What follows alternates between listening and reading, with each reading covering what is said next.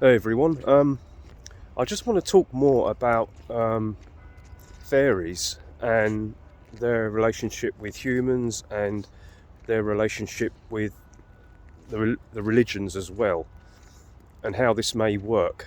Um, where do I start? So I'm going to touch on Buddhism, a bit of Christianity, and maybe a few other bits to try and explain myself. Again, this is just theory, but I really think I'm onto something. Now, I need to study Buddhism more, to be honest with you, to kind of get the facts right in the myths and everything like that. But let's look at the Naga, if that's how you pronounce it. You know, the serpent-like beings, the ones that have a serpent-like appearance, can appear as a snake, or they can shapeshift half serpent, half human, or they can appear as a human being if they want to, but their natural form is more serpent-like. I think that they're probably, if they are real, like a native fairy, you know, within the area of that culture and land. So I would say that includes obviously the Hindu. That's really, I think, where they come from, isn't it? Hindu system, Buddhism, and others like that. But what really got me interested and inspired was and I'm going to probably talk about stuff I've touched on before, but that's okay, don't worry. The story of Buddha when I think it's a Naga being approaches him, and he's inspired. It's inspired by Buddha, and it protects Buddha. So you've got that supernatural connection, otherworldly connection of protection within Buddhism, and so Buddha respected these beings. I believe he mentored, like he taught one, because I think the story goes that one of them wanted to be like Buddha. Because the idea is you can be like Buddha, you can be enlightened. So one of them wanted to become enlightened like Buddha, and Buddha said, "That's great, but you can't walk this path because you need to incarnate into a body, I believe." So, but he helped him. He was helping to teach him how to incarnate, so he could. I think the idea is he could be fully human, so that he can experience, you know, the positives, the negatives. He can experience suffering and joy and all of these things, so that he could become enlightened. But at the moment, where that being is at, the enlightenment of the Buddha is not possible. But he can still kind of believe in Buddha and kind of follow Buddha.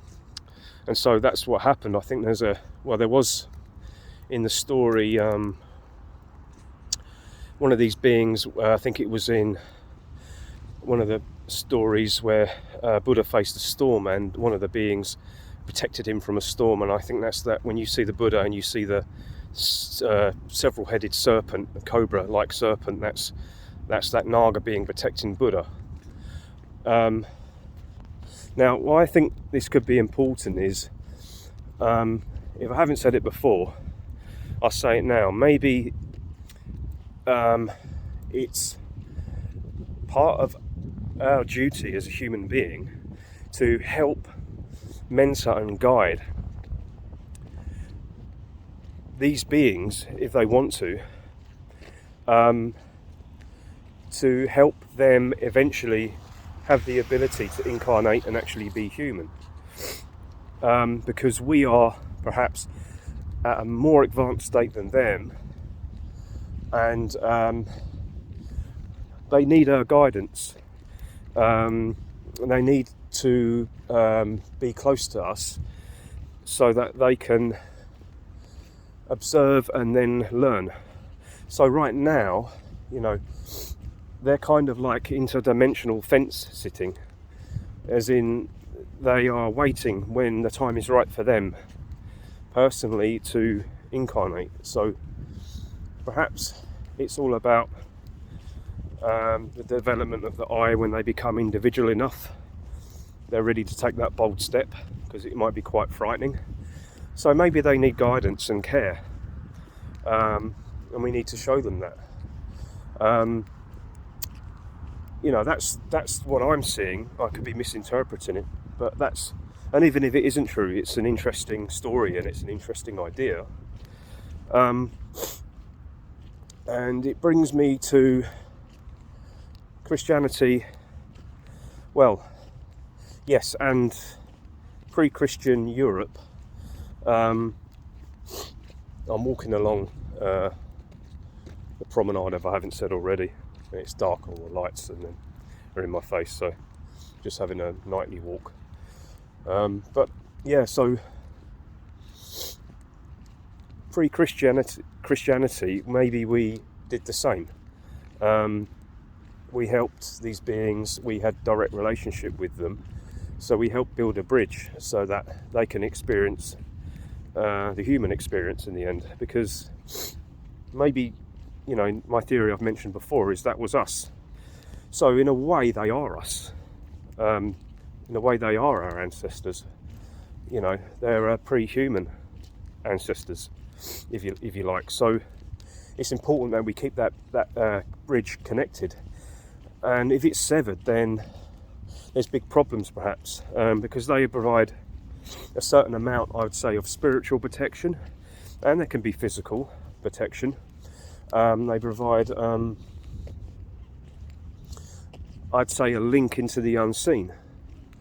And so you remember Thomas Sheridan put some pictures up, and he was often discussed a certain statue, a European one, in, I don't know where it is, I think it's in Ireland or somewhere, not sure, but you know which one I mean probably, with the being that looks like a grey. And he was saying it looks uncanny, very, very similar to a grey alien, right? Well, maybe that's what Europeans' native fairies looked like, or they still do. Maybe that's their form. And because the artist, I think, that made that it's not like a gargoyle, it's not for intimidation, I don't think. And it seems to be well made with care. So if it is a fairy, I would say it's an honest interpretation of that being. And it could be a place for worship, it could be for, actual interdimensional communication and stuff like that. But maybe all through legends there is that same story that you see in Buddhism, perhaps. Ours is maybe forgotten, because if you look at, again, now moving on to Christianity, look at what they did with, pagan beliefs and concepts. Obviously that's considered an evil to be, engaging with these types of beings.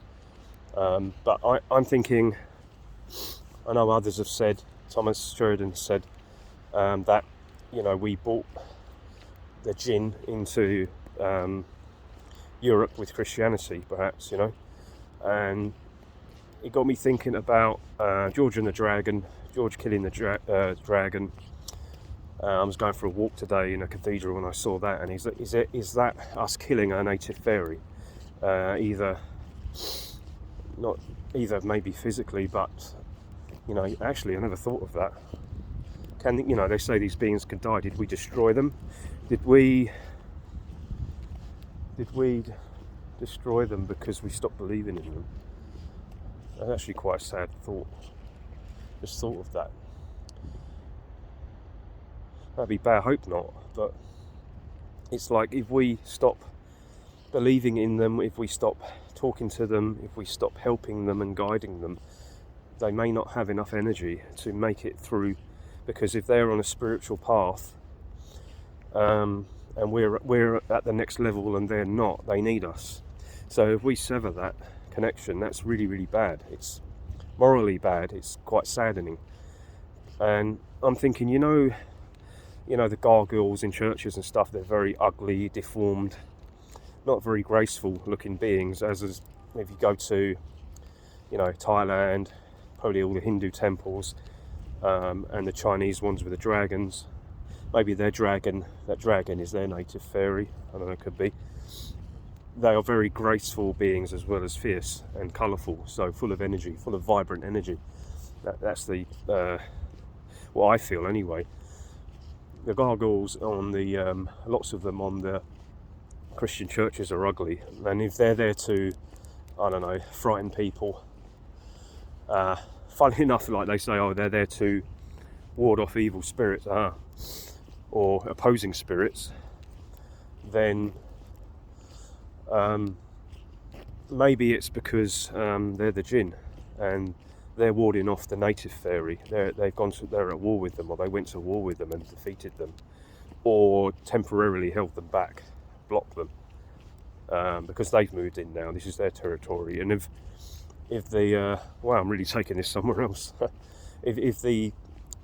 I have a theory that the jinn from Islam and Middle East, within these faiths, they're like possibly a rogue jinn that is traumatized and corrupted, if you want, or have turned sour and bad along with the people that participate in the violence within those religions, and they've lost their pagan ways.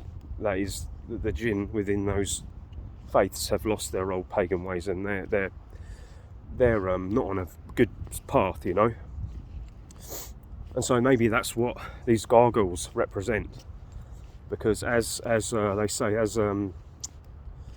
beings become more and more regressive, and more,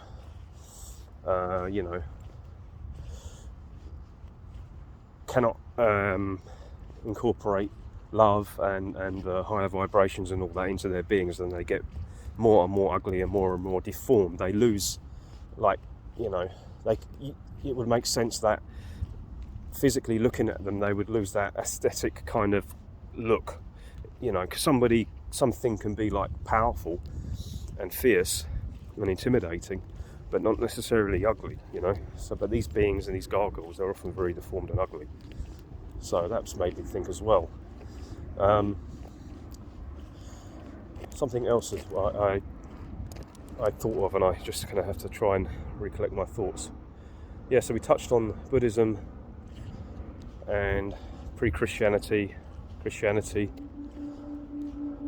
Yeah, I think, I've said it before, but the abductions with the Greys, is that a fairy, I don't know, getting revenge on us, or I don't know, forcing contact because we broke contact. I don't know. I would like to think that the native fairy is much alive. I'm talking about the positives here, the ones that, if they did build positive relationships, I would like to think that they're still watching, and that like a positive bridge can be built. Because it just, again, I said it before, but if you break this tie, it's not good. Like, maybe as a people and as a nation or a culture, a tribe, whatever you want, you're doomed to fall. It just takes time. Once your relationship with your native fairy is severed, there is a energy exchange that is necessary for protection, for survival. Again, once these beings, the story is that these beings protect in other cultures. They offer protection, and so if you sever that, you don't have protection. Then you're as a culture are maybe doomed to fall. So it's just my thoughts for today. A bit of a freestyled kind of ramble, but again, any feedback, I'll be grateful for discussion, and I'll see you in the next video. Cheers.